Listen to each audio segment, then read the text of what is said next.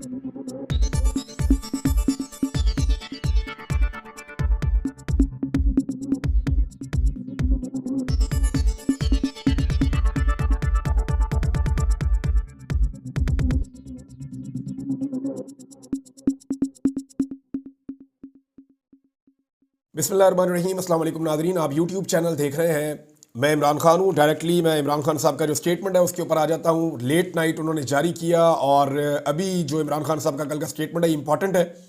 यहाँ से आपको पता चल जाता है कि मामले की इंटेंसिटी क्या है, किस तरफ जा रहा है। इमरान खान साहब ने कहा कि 8 फरवरी को आपका मैंडेट चुराया गया। ये कौम से इमरान खान साहब मुखातिब हैं अपने ट्विटर अकाउंट के ज़रिए से। जो बातें वो अपने वकला से करते हैं, मिलने वालों से करते हैं, सहाफ़ियों से करते हैं, फिर उनको इकट्ठा किया जाता है, फिर उन सारी चीज़ों को एक लाइन में लाया जाता है और फिर उसको पब्लिक कर दिया जाता है। तो 8 फरवरी को आपका मैंडेट चुराया गया, लिहाजा इस रोज़ को बतौर यौम स्याह मनाने के लिए आप सबको निकलना होगा। किसानों, मज़दूरों, वकला और मुल्क के हर मकतबा फ़िक्र से मुंसलिक अफराद को 8 फरवरी को निकल कर अपने हक पर डाले गए नंगे डाके के ख़िलाफ़ एहतजाज करना होगा, क्योंकि ग़ुलाम कौम का कोई मुस्तकबिल नहीं होता और ग़ुलामी से निजात के लिए जिद्दोजहद ज़रूरी होती है। 8 फरवरी को इस कौम का मैंडेट चुराकर मुल्क को अंधेरों में धकेला गया। पाकिस्तानी कौम ने तमाम तर मुश्किलात के बावजूद जोक दर जोक निकल कर तहरीक इंसाफ के हक़ में वोट डाला, मगर आपके वोट को पैरों तले रोंद कर जमहूरियत पर शब खून मारा गया। मुल्क में जमहूरियत के हाथ पाँव बांध कर इंसानी हकूक़ की धज्जियाँ बखेर दी गई। ओवरसीज़ पाकिस्तानी जमहूरियत की बहाली तक तरसीलात ज़र में कमी लाकर अपना एहतजाज रिकॉर्ड करवाएं। जमहूरियत बचाने के लिए इंसाफ नागुज़ीर है। 9 मई और 26 नवंबर के वाक़यात पर जुडिशल कमीशन का हमारा मुतालबा इसीलिए है ताकि इन वाक़यात के मुतासिरा अफराद और ख़ानदानों को इंसाफ मिल सके। इंसाफ देने के लिए इखलाकी जुर्रत का होना अहम है। जहाँ इखलाकी क़ुव्वत मौजूद होगी वहाँ इंसाफ भी होगा। एक हकीकी लीडर में इखलाकी क़ुव्वत मौजूद होती है। जमहूरियत की बुनियाद ही इखलाकियात पर है। मौजूदा हुकूमत इखलाकियात से बिल्कुल आरी है, क्योंकि उन्होंने अपने हैंडलर्स के साथ मिलकर तारीख का सबसे बड़ा डाका मारकर अवाम को उनके नुमाइंदगान चुनने के हक से महरूम किया है। इस डाके की पर्दापोशी के लिए मुसलसल जाली और नामुकम्मल पार्लिमान के ज़रिए कानून साजी की जा रही है ताकि हक और सच सामने ना आए और इनके झूठे इक़्तिदार को तूल मिलता रहे।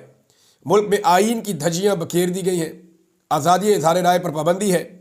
पीका जैसे कवानीन मंजूर किए गए हैं ताकि कोई इनकी फस्तायत के खिलाफ आवाज़ ना उठा सके। इलेक्ट्रॉनिक मीडिया के बाद सोशल मीडिया पर पाबंदी लगाकर मुल्क को अरबों का नुकसान पहुंचाया जा रहा है। 26वीं आईनी तरमीम के जरिए अदलिया के पर काट दिए गए हैं, जजेस पर दबाव डाला गया और इंसानी हकूक़ की बदतरीन पामाली की जा रही है। पुरअमन सियासी कारकुनान के साथ जानवरों जैसा सलूक किया जा रहा है। खुफिया इदारों का असल काम सरहदों का तहफ़्फ़ुज़ और दहशतगर्दी से बचाव है। अगर वो पॉलिटिकल इंजीनियरिंग और तहरीक इंसाफ को तोड़ने में ही लगे रहेंगे तो सरहदों का तहफ़्फ़ुज़ कौन करेगा। बलूचिस्तान में दहशतगर्दी पनप रही है और वहाँ के मसले का कोई सियासी हल नहीं निकाल रहा। बलूचिस्तान समेत मुल्क भर में जब तक अवामी एतमाद पर मुश्तमिल हुकूमत नहीं लाई जाएगी इस्तेहकाम मुमकिन नहीं है। ये है जी इमरान खान साहब का स्टेटमेंट। बड़ा क्लियर स्टेटमेंट है इमरान खान साहब का। 2-3 पैगाम वो दे रहे हैं कि 8 फरवरी को तमाम लोग निकलें, यौम स्याह मनाएं। और ये सिर्फ पाकिस्तान में नहीं होने जा रहा, ये पूरी दुनिया में होने जा रहा है। बरतानिया के कई शहरों में एहतजाज का ऐलान किया गया है। लंदन में एक बड़ा एहतजाज होगा 8 फरवरी को। उसके अलावा दीगर जगहों पे एहतजाज का ऐलान किया गया है, जैसा कि यूरोप के अंदर बहुत बड़े एहतजाजी प्रोग्राम का ऐलान है बहुत सारे मुल्कों में अलग अलग, और अमेरिका के अंदर भी एहतजाज किया जाएगा, ऑस्ट्रेलिया में भी एहतजाज किया जाएगा। तो ये हुकूमत के लिए मुश्किलात बढ़ेंगी, आलमी सतह पे कम नहीं होंगी। उस वक्त जब यूरोपीय यूनियन की टीम पाकिस्तान में होकर गई है और उन्होंने एक एलामिया जारी किया है जो हुकूमत के लिए मुश्किलात का बायस बनेगा। हुकूमत बहुत फ्रस्ट्रेशन का और परेशानी का शिकार है और एस्टेब्लिशमेंट भी डील करने के लिए डेस्परेट है। यानी एस्टेब्लिशमेंट को बहुत जल्दी है कि कोई डील बन जाए इमरान खान साहब के साथ और किसी किस्म की गारंटी एस्टेब्लिशमेंट को मिल जाए कि फ़लाँ फ़लाँ फ़लाँ फ़लाँ बंदे को और उसके ओहदे को इमरान खान साहब नहीं छेड़ेंगे, या इमरान खान साहब इन लोगों को जेलों में नहीं डालेंगे, या इमरान खान साहब इन लोगों के खिलाफ कार्रवाई नहीं करेंगे, या मामलात को उस नहज पर नहीं ले जाएंगे जहाँ पे मामलात हुकूमत के हाथ से निकल जाए। देखिए, जो पाकिस्तानी इमरान खान के बगैर इतनी बड़ी तादाद में निकलते हैं लाखों की तादाद में बाहर आ जाते हैं। यानी इमरान खान जेल में है और आज भी जब वो जेल से कॉल देते हैं तो इतना खौफ फैल जाता है कि ये हुकूमत सारे इलाके खुद ही बंद कर देती है, हर तरफ कंटेनर लगा देती है। हुकूमत इतनी खौफजदा है कि उन्हें पता है कि लाखों लोग उसकी कॉल पे निकलते हैं उसके बगैर, लीडरलेस। यहां पे जितने लीडर बाहर मौजूद हैं ये सारे रल के जलसा कर लें और इमरान खान साहब जेल से कॉल दे दें और जलसा गाह को सिर्फ भर दें और खुद वहां पे आए भी ना, तो कोई इनका मुकाबला इमरान खान के साथ है ही नहीं। कंटेनर्स इस बात का सबूत है, आंसू गैस इस बात का सबूत है, जुल्म जबर फस्तायत और घरों पर पड़ने वाले छापे इस बात का सबूत है कि इमरान खान साहब की मकबूलियत इनके काबू में नहीं आ रही। अब इन्हें इस बात का आइडिया है कि इमरान खान को छोड़ा तो वो अपनी मकबूलियत से एक तहरीक बनाएंगे और वो तहरीक इन सारों को बहाकर ले जाएगी। इमरान खान साहब ने अपने साथियों से जो बातचीत की थी, उन्होंने कहा था देखो मैं अपने मामला तो माफ़ कर देता हूँ, मेरे साथ जो किया गया, मेरे पे कातलाना हमले हुए, मेरे साथ मेरी फैमिली के साथ जुल्म और जबर किया गया, वो तो मैं माफ़ कर देता हूँ, लेकिन पाकिस्तानियों के साथ जो किया गया, जो शहीद अरशद शरीफ के साथ हुआ, जो बाकी सहाफ़ियों के साथ हुआ, जो बाकी पॉलिटिकल वर्कर्स के साथ हुआ, उसका जवाब कौन देगा? और अगर पाकिस्तान तहरीक इंसाफ ने उसका जवाब ना लिया तो ये सवाल बार बार खड़े होते रहेंगे, ये जुल्म फिर रुकेगा नहीं, ये हमेशा चलता ही रहेगा। इसमें आप एक और चीज़ देखें ना कि इमरान खान इस दफ़ा मांग क्या रहा है। देखिए नॉर्मली होता यह है कि जब भी कोई लीडर गिरफ्तार होता है ना तो इसके 2-3 फैक्टर्स होते हैं ना, 2-3 चीज़ें होती हैं, पॉसिबिलिटीज जो वो लीडर मांगेगा। नॉर्मली लीडर डील मांगते हैं कि यार हमारी जान छोड़े, हमें जेल से निकालें। जब लीडर गिरफ्तार होता है तो वो हुकूमत, सियासत ये चीज़ें भूल जाता है, उसकी पहली प्रायोरिटी होती है कि वो जेल से निकल जाए। इमरान खान की ये प्रायोरिटी है ही नहीं। दूसरी प्रायोरिटी होती है कि मुझे हुकूमत मिल जाए, मैं डील कर लूँ किसी तरह, मुझे हुकूमत में शामिल कर लिया जाए। इमरान खान ना तो आज़ादी मांग रहा है, ना डील मांग रहा है, ना हुकूमत मांग रहा है। इमरान खान मुल्क मांग रहा है। उसे पाकिस्तान का कब्जा चाहिए वापस, कि पाकिस्तान की आवाम पाकिस्तान का फैसला करेगी। ये बंद कमरों के अंदर फैसले नहीं होंगे। ये 4-6 बंदे बैठ के इतने ज़हीन नहीं है कि ये बैठे और बैठकर पाकिस्तान का फैसला कर दें, और ये इतने कोई शातिर और इतने तेज़ दिमाग भी नहीं है कि ये सही फैसला कर दें और पाकिस्तान चल पड़े। अगर बंद कमरों के फैसलों से पाकिस्तान चलना होता ना तो अब तक चल गया होता। इंडिया को पागल थोड़ी है कि वहाँ पे उन्होंने जमहूरियत रखी हुई है और उन्होंने इदारों को कंट्रोल में रखा हुआ है। क्या यूरोप पागल है? क्या अमेरिका के अंदर डोनाल्ड ट्रंप वहाँ पे उन्होंने आने दिया, वहाँ की इस्टेब्लिशमेंट के खिलाफ इलेक्शन जीत कर आया? क्या वो सारे पागल हैं? भाई सबको इस बात का आइडिया है कि अवाम का जो इज्तिमाई शऊर है उसका मुकाबला चंद लोगों के दिमाग नहीं कर सकते। तो लोगों को ये डिसाइड करने दें कि वो यहाँ पे किसकी हुकूमत देखना चाहते हैं और किस तरह के फैसले करना चाहते हैं। तो फ़र्क सिर्फ इतना है कि इमरान खान अब हुकूमत नहीं मांग रहा, इमरान खान अब मुल्क मांग रहा है। और यही असल मसला है कि मुल्क जो है वो कब्जे में है। लंबे अरसे से पाकिस्तान की एस्टेब्लिशमेंट ने इसको अपनी ग्रिप में लिया हुआ है, मुल्क का कब्जा छोड़ते नहीं है। इमरान खान मुल्क का कब्जा मांग रहा है और पाकिस्तान के अवाम को सारा मसला ही समझ आ गया है। यानी मैं आपको बताता हूँ, पहले हमें लोग मिलते थे ना, वो पूछते थे की बनेगा, पूछते थे भाई क्या बनेगा, क्या होगा। अब लोग मिलते हैं, वो बताते हैं कौन रिस्पॉन्सिबल और ये मुल्क यहाँ तक क्यों पहुँचा, और वो ये भी बताते हैं कि इसका हल क्या है जब तक आप इदारों को उनकी डोमेन में वापस नहीं भेजेंगे। देखिए मैं कोई नफरत नहीं फैला रहा इसमें, ये बात आप जहन में रखें। ये सारे इदारे हमारे हैं क्योंकि हम इनको टैक्स देकर पालते हैं। सारे इदारों को हम टैक्स देते हैं। हर मुल्क के अंदर इदारे होते हैं, फौज होती है, एजेंसियां होती हैं, सारे मौजूद होते हैं। हमारे पास भी होने चाहिए, लेकिन उनका अपना रोल है, उसके अंदर होने चाहिए। वो अपने रोल के अंदर रहे, देखिए उनको कितनी इज्जत मिलेगी। लेकिन जब वो अपने रोल से निकलते हैं, ये भी मैं करूंगा, वो भी मैं करूंगा, वो भी मैं करूंगा, मैं 1.5 से आना हूं, तो वो फिर नहीं होता ना। काम भी खराब हो जाता है, इज्जत भी खराब हो जाती है। अभी तक ये सारी चालाकी क्योंकि नवाज शरीफ और जरदारी साहब के खिलाफ दिखाई जाती थी तो वो फंस जाते थे। इमरान खान जो है वो उसकी पसली मुख्तलिफ है, वो आउट ऑफ द सिलेबस आ गया, वो नहीं फंस रहा, वो इस चक्कर में नहीं आ रहा कि ठीक है मैं अंदर हूं तो अंदर हूं, मैं ये बात नहीं मानूंगा। नादरीन एक और बहुत बड़ी खबर है और वो खबर अमेरिका से आई है। ये ओवरसीज पाकिस्तानियों के हाथ में एक बहुत बड़ा हथियार है और उस हथियार को इन्होंने बनाया था गुज़िश्ता साल। यानी गुज़िश्ता साल ओवरसीज पाकिस्तानियों ने एक बड़ा ज़बरदस्त हथियार बनाया था, लेकिन वो हथियार इस्तेमाल नहीं हुआ अभी तक। और ये जो हथियार है इसको जो बाइडन के दौर में उन्होंने इस्तेमाल करने की कोशिश की, उन्हें कामयाबी नहीं हुई। अब ट्रंप एडमिनिस्ट्रेशन के दौर में पहली मीटिंग हुई है इस हथियार के मामले में, और मेरी बात हुई क्योंकि मुझे खबरों के अंदर ये मिला मैं एक दो सोर्सेज से बात कर रहा था, फिर मैंने खबरों के अंदर देखा तो ये हथियार पड़ा हुआ था। जब मैंने उनसे पूछा, उन्होंने कहा जी हमारा प्लान है, हम इस हथियार को अब आजमाने लगे हैं और ये बड़ा तगड़ा हथियार है। अमेरिका के अंदर जितनी मेहनत की है अब तक हुकूमत ने, सारी की सारी रुड़ जाएगी। मोहसिन नकवी वहां पे जितना मर्जी रहेंगे, वो मेहनत काम नहीं आएगी, क्योंकि अमेरिका के अंदर एक फोरेंसिक तहकीकात हुई है, बाकायदा एक रिपोर्ट बनी है। वो मैं आपके साथ शेयर करता हूं कि क्या हुआ जब 9 मई हुआ ना पाकिस्तान में। तो 9 मई वाला जो बयानिया है ना हुकूमत का या एस्टेब्लिशमेंट का, वो पूरी तरह बढ़ने लगा है। उसकी वजह यह है कि इमरान खान साहब ने बड़ा क्लियरली कहा हुआ है, बार बार कहा हुआ है कि 9 मई हमने नहीं किया, लोगों को उकसा कर पहुंचाया गया उन जगहों पे। और वो ये कहते हैं कि खुद ही जलाओ घेराव करके फुटेज गायब कर दी गई और पाकिस्तान तहरीक इंसाफ पे इल्जाम लगा के पार्टी को तोड़ दिया गया, पार्टी को फीती फीती कर दिया गया, हजारों कारकुन गिरफ्तार कर लिए गए, खवातीन को गिरफ्तार कर लिया गया, इंसानी हकूक की पामालियों के लिए 9 मई का लफ्ज इस्तेमाल किया गया। ये पाकिस्तान तहरीक इंसाफ और इमरान खान साहब का कहना है। अब पूरी एक फोरेंसिक इन्वेस्टिगेशन हुई है अमेरिका में और उन्होंने शवाहिद हासिल किए सारे के सारे पाकिस्तान से। अच्छा, ये जो इन्वेस्टिगेशन हुई है इसमें मैं आपको ये बता देता हूं कि 25 लोगों के इंटरव्यूज हैं जो बराह रास्त इसके अंदर मुलव्विस हैं। इसके अंदर कुछ ऐसी फुटेज मौजूद है जो आपने आज तक नहीं देखी। इसमें कुछ ऐसी फुटेज भी है, जब ये रिपोर्ट तैयार की गई तो इसके बैकग्राउंड में कुछ ऐसी फुटेज भी है जो शायद आप आइंदा भी ना देखें। और कुछ ऐसे लोगों ने दी जिन्होंने उसको गायब किया था फुटेज को, और वो वहां पहुंच गई इस शर्त के ऊपर कि आप इसको अपनी रिपोर्ट बनाने के लिए जरूर देखें, लेकिन आप इसको कभी पब्लिक नहीं करेंगे, ये कॉन्फिडेंशियल रहेगी। अब मामला ये है कि पूरा का पूरा फॉरेंसिक हुआ है और एक इन्वेस्टिगेशन मौजूद है और एक प्रोफेशनल इन्वेस्टिगेटिव फर्म हायर की गई थी अमेरिका में ओवरसीज पाकिस्तानियों की जानिब से।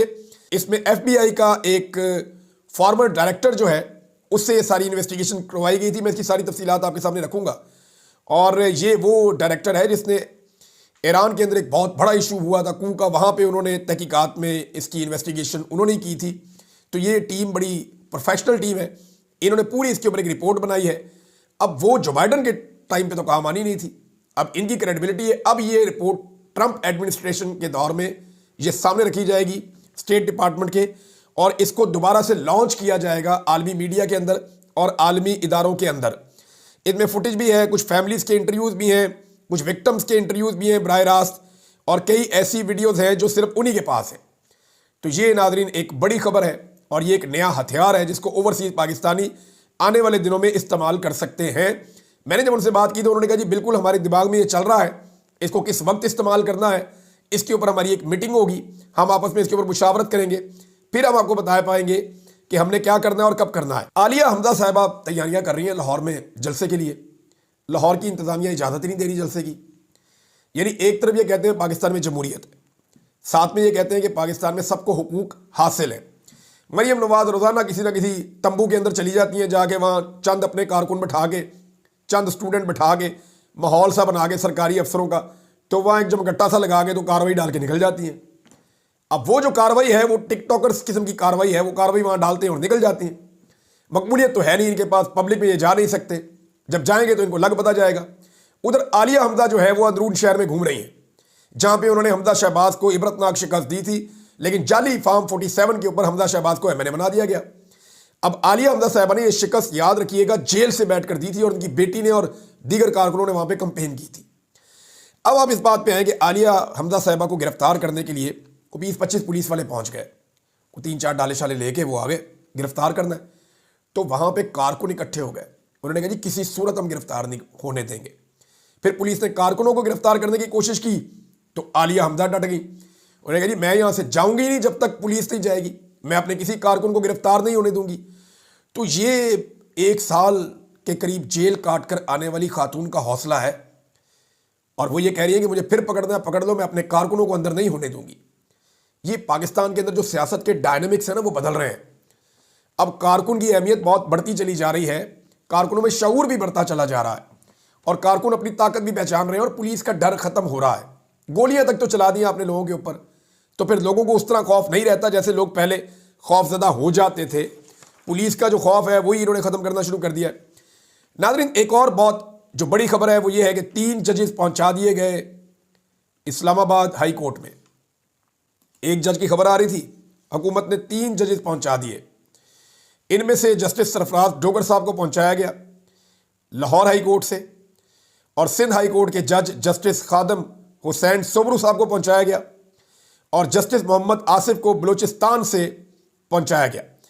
अब ये 3 जजेस, यानी इस्लामाबाद बार के अंदर कोई ऐसे वकला ही नहीं थे या वहां कोई ऐसे जज ही नहीं थे जिनको आप हाई कोर्ट का जज बना लेते।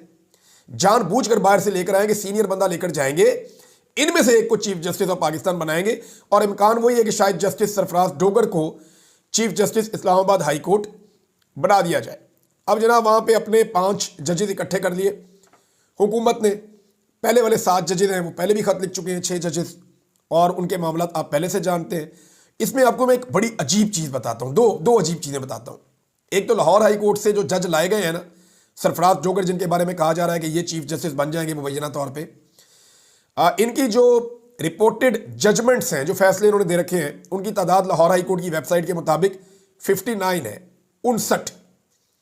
जबकि इस्लामाबाद हाई कोर्ट के जो सीनियर तरीन जज हैं, जिन्होंने चीफ जस्टिस ऑफ पाकिस्तान बनना था एक्चुअली, अगर 26वीं आईनी तरमीम में ये अदलिया के ऊपर कंट्रोल हासिल ना करते, तो जस्टिस मोहसिन अख्तर साहब की जो रिपोर्टेड जजमेंट्स हैं उनकी तादाद इस्लामाबाद हाई कोर्ट की वेबसाइट के मुताबिक 161 है। यानी 102 जजमेंट ज्यादा दी हुई है, दुगनी से ज्यादा जजमेंट दी हुई है उन्होंने। तजुर्बा उनका इतना ज्यादा है, लेकिन इसके बावजूद लोग कह रहे हैं कि मोहसिन अख्तर कियानी साहब को नहीं बनाया जाएगा क्योंकि वो उन्हें पसंद नहीं है। एक और बड़ी इंटरेस्टिंग बात बताता हूं, जस्टिस मोहम्मद आसिफ, इन्हें 17 जनवरी को, यानी आप ये समझें कि चंद दिन पहले, यानी आज ये वीलॉग सुन रहे हैं 2 फरवरी है, तो यानी 2 हफ्ते भी नहीं हुए इस बात को। 17 जनवरी को इन्हें बलूचिस्तान हाई कोर्ट में एडिशनल जज लगाया गया, और 20 जनवरी को इन्होंने हलफ उठाया, यानी आज से 12-13 दिन पहले इन्होंने हलफ उठाया, और 1 फरवरी को लाकर इनको इस्लामाबाद में ट्रांसफर कर दिया गया। अंदाजा करें आप, यानी एक बंदा नया जज लगाया, उसको अपनी अदालत में काम ही नहीं करने दिया गया, उसी को ट्रांसफर करके लेकर आ गए इस्लामाबाद में। यानी इस्लामाबाद में कोई ऐसा काबिल आदमी नहीं था जिसको इस ओहदे के ऊपर लगाया जाता। अब इस मामले के ऊपर बड़ा शदीद रद्द-ए-अमल आ रहा है इस्लामाबाद बार में, और दूसरी हाई कोर्ट से इस्लामाबाद हाई कोर्ट में 3 जजेस की तैनाती के बाद इस्लामाबाद बार कौंसिल की शदीद अल्फाज में मुजम्मत आज के दिन 11 बजे हंगामी जर्नल हाउस सेशन तलब कर दिया गया है, और इसमें Islamabad high court bar association और इस्लामाबाद डिस्ट्रिक्ट बार भी शरीक होंगे, और आइंदा के लायामल का ऐलान होगा। वैसे वकीलों ने रोले तो बहुत डाले, काम शाम कोई नहीं किया। मिसाल के तौर पे मैं आपको बता देता हूँ, 26वीं आईनी तरमीम आई तो वकला ने कहा हमारी लाशों के ऊपर से गुजर के पास होगी। फिर उन्होंने कहा जस्टिस मंसूर अली शाह हमारे चीफ जस्टिस हैं, अगर इनका रास्ता रोका गया तो हमारी लाशों के ऊपर से गुजरना होगा, वो भी रोक दिया उन्होंने। फिर उन्होंने कहा सुप्रीम कोर्ट में एडहॉक जजेस हमारी लाशों के ऊपर से गुजर के आएंगे, वो भी लग गए बगैर लाशों के ही। सुप्रीम कोर्ट को अगर तकसीम करना है तो हमारी लाशों से गुजरो, वो तकसीम भी कर दिया, और बेशुमार ऐसी चीज़ें की गई। अब दोबारा ऐसे स्टेटमेंट आपको आएंगे, आप सुनेंगे वकला के मुंह से, लेकिन मैं हैरान होता हूं कि वकला की तहरीक चल नहीं रही, क्योंकि मैं ये जानता हूं कि वकला की तहरीक तब चलेगी जब नौजवान वकला अपने हाथ में मामलात को लेंगे और वो तहरीक चलाएंगे। जो पुरानी की आदत है, उनको बहुत सारे फंड्स चाहिए होते हैं तहरीक चलाने के लिए, तो नॉर्मली फंड्स ऐसे अवेलेबल नहीं है। वकला की तहरीक या तो तब चलती है या एस्टेब्लिशमेंट पीछे से इशारा कर दे, या फंड्स बहुत ज़्यादा मिल जाए, मैंने तो यही देखा है। और अगर इन चीज़ों के बगैर चलनी होती तो अब तक चल जाती, क्योंकि अदलिया में जितने हमले अब हुए हैं कभी नहीं हुए। अच्छा जी, जुल्फी बुखारी साहब के बारे में एक अजीबोगरीब खबर आपको मैं बताता हूँ। उनके ऊपर एक मुकदमा दर्ज कर लिया गया, और मुकदमा ये दर्ज किया गया पाकिस्तान में कि लंदन में बैठ के जुल्फी बुखारी ने पाकिस्तान में जेल तोड़ने का हुक्म दिया है अपने लोगों को, और कोई 10 के करीब दफात लगा दी गई उस मुकदमे के अंदर। यानी मैं हैरान होता हूं कि पाकिस्तान में मुकदमा कर दिया एक बंदा, वो लंदन में बैठ के पाकिस्तान में हुक्म दे रहा है जेल तोड़ दो। इनकी अक्ल पे मातम करने को दिल करता भी, जाके लंदन में मुकदमा करो अगर तुम सच्चे हो तो। यानी अगर ये सच्चे हो तो वहां पे तो इंसाफ बड़ी जल्दी होता है। अगर हुक्म दिया है, आपके पास कोई सबूत है, तो लंदन में जाके मुकदमा कर दें, वहां पे आप केस जीत जाए। लेकिन क्योंकि ये जाली फार्म 47 वालों की हुकूमत है, तो इनकी FIR या इनके मुकदमे भी जाली हैं, और ये हमेशा से ऐसा ही करते आए हैं। नादरीन, जो लोग इमरान खान साहब को माइनस करना चाहते थे, वो जिन लोगों को लेकर आए, वो जिन्हें लाए, वो लोग अब अपने मुंह से खुद कह रहे हैं कि इमरान खान माइनस नहीं होता। यानी पहले ये लोग कहते थे ना इमरान खान को माइनस कर देंगे, उसके नाम पे क्रॉस लग गया है, इमरान खान जो है वो अब कभी भी नहीं आएगा वापस। तो अब राणा सनाउल्लाह साहब, जिन लोगों को लाया गया, वो राणा सनाउल्लाह साहब उन्हीं में से एक है ना। वो कहते हैं इमरान खान सियासत से माइनस नहीं हो सकेंगे, ऐसे सियासतदान माइनस होते ही नहीं, ऐसे होते तो भुट्टो भी हो जाता, नवाज शरीफ भी हो जाता। तो इमरान खान तो उनसे बहुत सख्त साबित हो रहे हैं।